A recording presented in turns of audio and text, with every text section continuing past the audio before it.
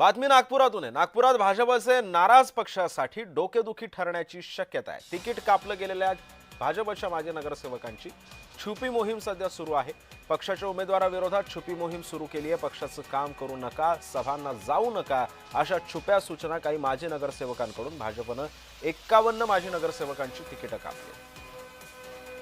या संदर्भामध्ये अधिक माहिती जाणून घेऊयात। माझे सहकारी तेजस मोहतुरे सध्या आपल्या सोबत आहेत। तेजस, अशा छुप्या सूचना दिल्या जात आहेत।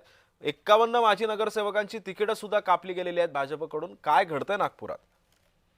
नक्कीच आपण जर बघितलं असेल तर महानगरपालिकेच्या निवडणुकीची रणधुमाळी सुरू झालेली आहे। अशातच भाजप बघितलं असेल तर भाजपने 51 माजी नगरसेवकांची तिकीट कापली आहे, त्यांना उमेदवारी नाकारली आहे। त्यापैकी बरेच माजी नगरसेवक आहेत ते नाराज आहे आणि आता त्यांनी छुप्या पद्धतीने मोहीम सुरू केलेली आहे की पक्षाचे उमेदवार जे असणार त्यांच्या विरोध ज्यांच्यासोबत राहू नका, त्यांच्यासोबत काम करू, त्यांच्यासोबत प्रचार सभा असेल किंवा मग नुक्कड सभा जाऊ नका, बैठकींना गर्दी जमवू नका, यासोबत जर बघितलं तर प्रचारात सहभागी राहू नका अशा प्रकारच्या सूचना ज्या आहेत ते दिलेल्या आहे। सगळे पडद्या मागून सगळे काम होत असल्याची माहिती आहे ती समोर आलेली आहे। यासोबत जर बघितलं असेल तर ज्या पद्धतीनं बऱ्याच प्रभागामध्ये जर बघितलं तर भाजपच्या प्रचाराला याचा फटका बसू लागलेला आहे।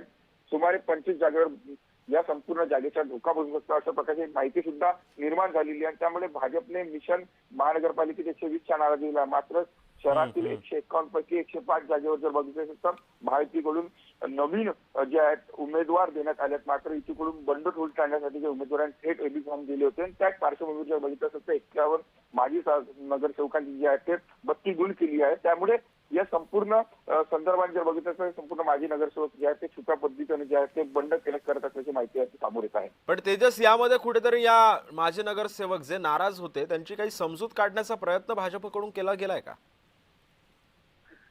भाजप नेते कडनं जे आहे त्यांची समजूत काढण्याचा प्रयत्न जे आहे ते करण्यात आलेला होता। प्रवीण दत्ते असेल, शहर अध्यक्ष दयाशंकर तिवारी असतील, यासोबत जर बघितलं असेल तर विधान परिषदेचे नेते आमदार परिणय फुके यांनी सुद्धा समजूत काढण्याचा प्रयत्न केला। मात्र या संपूर्ण प्रक्रियेत जर बघितलं असेल तर माजी नगरसेवक कुठेही या संपूर्ण प्रचार रॅलीत जे आहेत ते दिसत नाही। त्यामुळे एकूणच या संपूर्ण याच्यावर त्यांच्यावर प्रश्नचिन्ह उपस्थित होता। प्रभागामध्ये ज्या पद्धतीनं 5 वर्ष ते नगरसेवक असताना लोकांमध्ये जाऊन संपर्कात होते ते संपर्क आता दिसत नाही आणि उमेदवार दिल्यानंतर सुद्धा उमेदवारासोबत दिसत नसल्याने आता कुठेतरी या संपूर्ण याचा संभ्रम निर्माण होत असल्याचे चित्र सध्याच्या घडीला दिसत आहे। नक्कीच, धन्यवाद तेजस, तू दिलेल्या अधिक माहितीबद्दल।